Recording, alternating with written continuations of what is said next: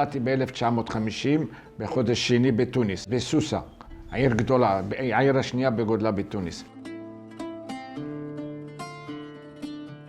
עכשיו השכנות שלנו עם הערבים הייתה שכנות מצוינת. מה זאת אומרת מצוינת? בורגיבה אהב את היהודים ונתן להם יד חופשית, לכן לא הייתה בינינו שום איבה ושום מריבה.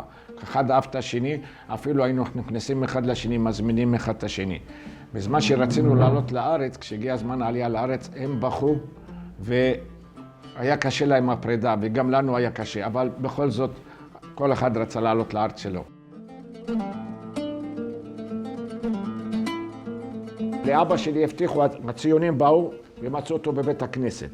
שכנעו אותו, אמרו לו, דיברו איתו, ואז הוא ידע שהוא צריך לעלות לארץ, הוא דרש מהם שני דברים. דבר ראשון הוא אמר להם, אני רוצה לעבוד במקצוע שלי צורף ולגור בירושלים. אמרו לו, תחתום, תקבל. לקחו אותנו בשתי אוניות, אחת קוראים לה ארצה ואחת מולדת. שתי האוניות היו מסריחות, היה בהם ריח של פרות.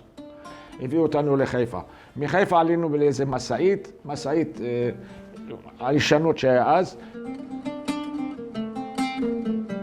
העלייה הייתה בשנת 1956. עכשיו, הביאו אותנו בלילה, בסביבות 11-12 בלילה, ואמרו לאבא שלי, פה זה ירושלים.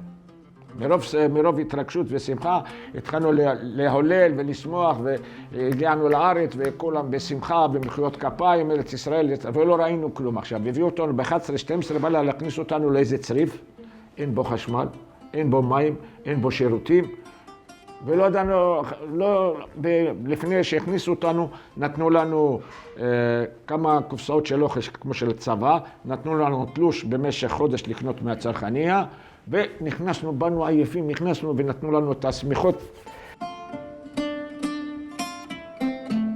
קמנו בבוקר, ראינו רק תהומות והרים. איפה אנחנו נמצאים? זה ירושלים פה? איפה ירושלים שאמרו לאבא שלי? אבא שלי חיפש את אלה של הסוכנות שהבטיחו לו, לא דובים ולא יער, אין אף אחד, לך תשבור את הראש שלך. כמה צריפים היו?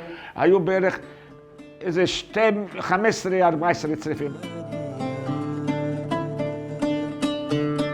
האוכל נגמר, והתלוש שנתנו לנו למשך חודש נגמר. אין מה, עכשיו אבא צריך לעבוד, אין עבודה שהוא לא עבד. קרן קיימת, שיפטה, עבדה, סולל בונה, קומפרסור, שרפר, מה שיש, העיקר להביא לחם הביתה. העבודה הכי קשה זה היה בים המלח, בסדום. בסדום הוא היה נכנס עם תחתונים, להפריד בין מה שנתנו לו לעבוד, ואז הרגליים שלו נאכלו מהבוטס. בוטס זה השלג שאוכל את הרגליים.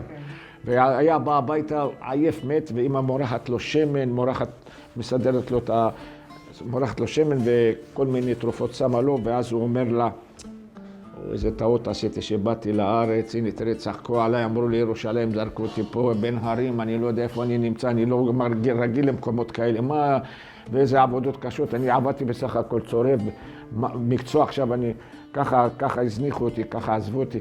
אז אמא אמרה לו, תשמע קמרן, אין לנו ברירה, אנחנו נמצאים בכל זאת בארץ שלנו, אבל אתה יודע מה, אנחנו לא יותר טוב מכל אלה שבאו ולא פחות. אנחנו כמו כולם, מה שעל כולם, גם עלינו. ובעזרת השם יהיה טוב, ובאמת נהיה טוב. אחרי תקופה של שנה, 8 חודשים שהגענו בצריף, אחר כך עברנו לשיכון, עם מים, עם חשמל, עם שירותים, עם שכנים טובים, בית מאבן.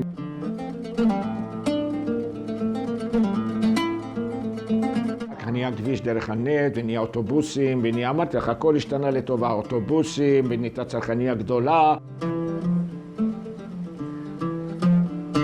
בעצמות עושים שמח, גם לפני זה היה עושים כל 2-3 שמח לאנשים, לשמח אותם. אנחנו בעצמנו, היינו רואים את האנשים, העולים חדשים, אומרים להם, אל תדאגו, גם לנו היה קשה, יהיה לכם טוב, זה ארץ טובה, וכדאי לכם. יש כאלה שהשתכנעו, יש כאלה שלא השתכנעו, וקיבלנו אותם בסבר פנים יפות.